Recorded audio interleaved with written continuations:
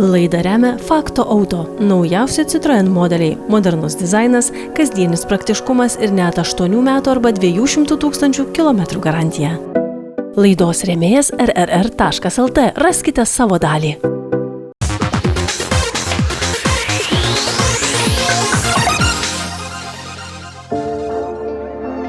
O dabar gera naujiena mėgstantiems nebrangius ir racionalius automobilius, nes Dacia pristato naujausią savo modelį – Striker. Kaip teigia gamintojas, tai C segmento automobilis, kuriame derinami crossoverio pravažumas, universalo praktiškumas ir sedano efektyvumas. Šios savybės atsispindi ir Striker dizaine. Padidinta prošvaisa, kuri modelyje varomame priekiniais ratais siekia 18, o visų varančių ratų versijoje 20 cm, suteikia crossoverio pravažumą ir aukštesnę sėdėjimo poziciją. Tačiau žemas kėbulas suteikia pojūtį, kad vairuojamas sedanas, o galinė automobilio dalis kaip tradicinio universalo, kurio bagažinės tūris 600 litrų. Nors bendras dizainas panašus kaip ir kitų Dacia modelių, todėl galima pastebėti daug tiesių, horizontalių linijų ir aštrių kampų. Tačiau Striker turi T formos LED priekinius dienos šviesos ir galinius žibintus, kokiais kol kas nepasižymi joks kitas gamintojo modelis.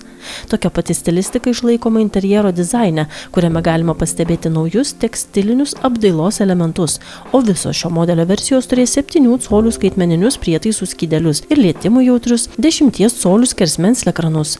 Po ekranu bus keletas fizinių mygtukų greitoms funkcijoms ir tokiu būdu Dacia bando derinti jų patogumą su ekranų suteikiamu išplėstiniu valdymu. Taip pat šiame modelyje bus galima montuoti ir didelį panoraminį stoglangį.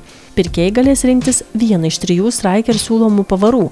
1,2 litro variklis su turbina pasiekia 140 arklio galių pajėgumą, turi lengvą hibridinę sistemą ir gali būti varomas tiek benzinu, tiek dujomis bei suks tik priekinius ratus.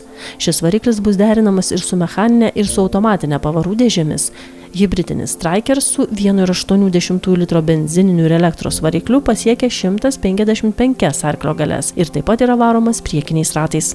Tuo metu versija su visų varančių ratų pavara bus varoma jau minėto 1,2 litro benzininio variklio su turbina, kuris suka priekinius ratus, o galiniams ratams skirtas atskiras elektros variklis, kuris juos suka pagal poreikį. Šios hibridinės pavaros bendras pajėgumas 150 arklio galių. Skelbiama, kad pradinė Dacia Striker kaina bus mažesnė nei 25 000 eurų, o kai tik turėsime galimybę šį modelį, išbandysime ir autopiloto laidoje.